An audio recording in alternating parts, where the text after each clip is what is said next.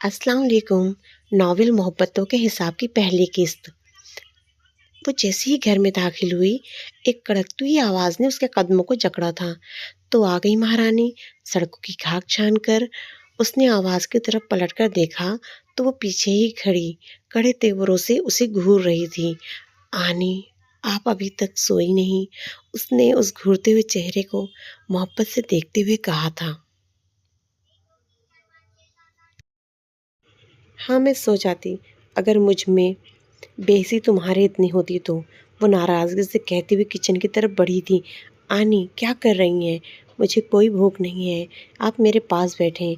उसने आनी का हाथ पकड़कर अपनी तरफ खींचा था। अब बस कर दो उसको ढूंढना। वो खोया होता तो मिल जाता, मगर वो छुप गया है। वो अब नहीं मिलने वाला।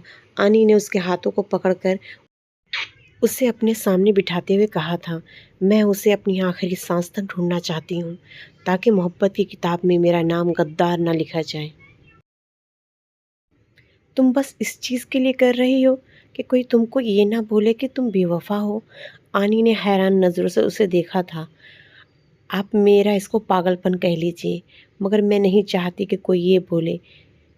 उसकी माँ भी मोहब्बत नहीं निभा पाई थी, और ये बिल्कुल अपनी माँ की तरह है। आंसा हैदर उसकी बात पर कट कर रह गई थी। ज़ारिन मेरा बच्चा, क्यों इस दुख को अपने सीने से लगा रही हो? तुम बिल्कुल अपनी माँ जैसी नहीं हो। आंसा हैदर ने बेसाख्ता उसे गले लगाया था। मैं तुम्हारी माँ की सगी बहन हूँ, और मैं ये बात दावे से कहती हूँ कि तुम अपनी माँ जैसी बिल्कुल नहीं हो। आंसा हैदर की आंखों से आंसू रवा हो गया था। आनी प्लीज़, आप ना रोएं। मैं आपका रोना बर्दाश्त नहीं कर सकती, क्योंकि आप रोते हुए बिल्कुल कैट लगती हैं। उसने आंसा के आंसू साफ करते हुए बातों के ट्रैक को बदला था। आनी, क्या बाबा आ गए हैं? उसने इधर उधर नज़र दौड़ाते हुए पूछा था। नहीं, आज उनको देर लगेगी आने में। हम मगर सादान आ गया है। वो इतनी जल्दी कैसे आ गया? इसकी तबीयत तो ठीक है? उसने सरसरी सा पूछा था उसके बारे में। वो अपने कमरे में, तुम खुद जाकर पूछ लो। आनी ने उसे उसके कमरे की तरफ जाने का इशारा किया। नहीं ठीक है, मैं बहुत थक गई हूँ, अब आराम करूँगी। जो तुम्हारे पास है उससे भाग रही हो, और जो तुम्हें मिलना नहीं चाहता उसे ढूंढ रही हो। ये कैसी मोहब्बत है? मैं समझ नहीं पा रही हूँ। इस उसने अपने पीछे हंसा हैदर की आवाज़ सुनी तो उसके कदम एक पल को जम गए थे। आपको शायद पता नहीं, जो मेरे पास है वो मेरा है ही नहीं, क्योंकि उसे कोई और चाहता है। और जिसे मैं ढूंढ रही हूँ वो मेरा है, मगर वो मुझसे मिलना नहीं चाहता। अब तो आप मानती हैं ना कि मैं कितनी बदकिस्मत हूँ। इस लड़की का लगता है दिमाग खराब हो चुका है। रेलिंग पर झुका हुआ वो उसे ही देख रहा था। आंखों में भला कहाँ गुस्सा था। फिर वो झटके से मुड़ा और अपने रूम में बेड पर धड़ाम से गिर गया था। ये लड़की मुझे बहुत हल्के में ले रही है। इसका कुछ करना पड़ेगा सादान खैबर, वरना यह हाथ से निकल जाएगी। वो बड़बड़ाता हुआ तकिए को भंज कर सोने की कोशिश करने लगा, मगर नींद उसकी आंखों से कोसों दूर थी। और नींद आती भी कैसे? साहब दिल जो लगा बैठे थे पत्थर के सनम से।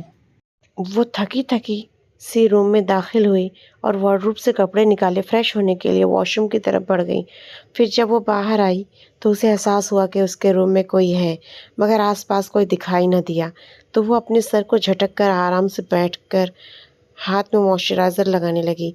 किसी का सुकून बर्बाद करके कोई कैसे सुकून से रह सकता है? उसे अपने पास ही किसी की हल्की सांसों के साथ आवाज़ सुनाई दी थी। ऐसे इल्ज़ाम ना दो, तुम जानते हो इन सब में मेरा कोई कसूर नहीं। उसने सीधे होकर उसकी आंखों में आंखें डालकर बात की थी। उफ़, ये अदा, इसी अदा पे तो ये दिल कमबख्त मरता है। उसने अपने दिल में कहा था। तुम कितनी कठोर हो, ज़रा सा इल्ज़ाम भी नहीं बर्दाश्त कर सकते मेरे लिए? सादन खैबर ने मुँह बिसोरते हुए कहा था। मैं जब तुम्हारी मोहब्बत की निगाहें बर्दाश्त नहीं कर सकती तो फिर इल्ज़ाम कैसे बर्दाश्त कर लूँ? इसने भी सादान के दिल को जला कर रख दिया था ये बात कहकर। सादी, कितनी बार कहा है तुमसे, मैं तुम्हारी मंजिल नहीं हूँ।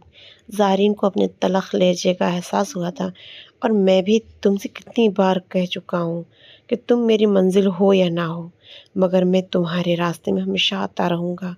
सादान खैबर ने इसकी बात का ताबड़तोड़ जवाब दिया था। इस वक्त क्या कर रहे हो मेरे रूम में? तुम जानते हो ना मैं किसी और की अमानत हूँ। ज़ारिन ने उसे जलाने के लिए एक और लफ्ज़ों का तीर फेंका था।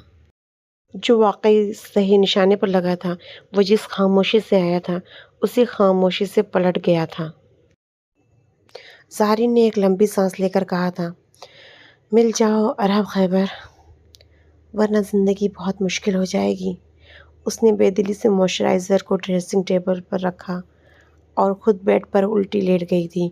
پھر وہ سوچوں میں بہت دور نکل گئی، جہاں وہ تھی اور اس کی محبت۔ ارہب خیبر، کون تھا ارہب خیبر؟ اور زارین حیدر اسے کیوں ڈھونڈ رہی تھی؟ دونوں کے بیچ کیا تھا؟ اور سعدان کی محبت اس کا کیا ہوگا؟ یہ سب جاننے کے لیے پڑھیں محبتوں کے حساب، وائی بی ناول لورز۔